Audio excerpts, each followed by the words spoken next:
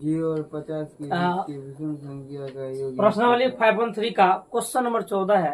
कह रहा है 0 और 50 के बीच ऐसे कितने विषम संख्या आएगा और उसके बाद क्या करना है, n का मान निकालना, n का ऐसा निकालना है।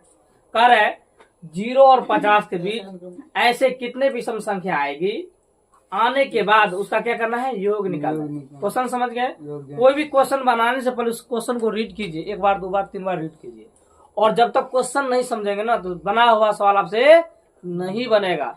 इसलिए जब भी सवाल आप लोग बनाइए तो क्वेश्चन को 1-2 बार रीड कीजिए। रीड करने से क्या होता है, उसकी भाषाओं या उसकी लैंग्वेज पे आपको क्या होता है, पकड़ आ जाती है, पता चल जाता है कि यह कह क्या रहा है। समझ में आ गया? तो कह रहे 0 और 50 के बीच, 0 और 50 के बीच आने वाली विषम संख्याओं का योग आपको पता करना। ठीक है, तो लिखेंगे 0 और 50 के बीच विषम संख्या ना जी, विषम धनात्मक विषम संख्या, विषम संख्याओं का योग। तो सबसे पहले आप विषम संख्या आइडेंटिफाई कीजिए। तो विषम संख्या आप लोग जानते हैं ना, ऐसी संख्या जिसमें 2 से भाग देने पर वह पूर्ण रूप से नहीं कटे, पूर्ण रूप से नहीं कटे, उसी को हम क्या बोलते हैं, विषम संख्या।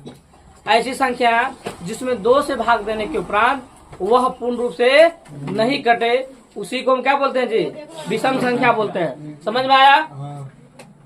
समझ में आ गया ना? तो देखिए तो क्या क्या होगा, 1 होगा, 3 होगा, 5 होगा, इसी प्रकार से कहाँ तक जाएगा जी, 49 तक जाएगा, क्योंकि 50 क्या है, सम है। 50 क्या है, सम है। 49 देखिए, कोई दिक्कत है? तो लिखेंगे a बराबर कितना आएगा, 1, d कितना आएगा जी, 2, और an कितना आएगा, 49। इसे लिखेंगे SN बराबर, डायरेक्टली लिख देते हैं, है ना?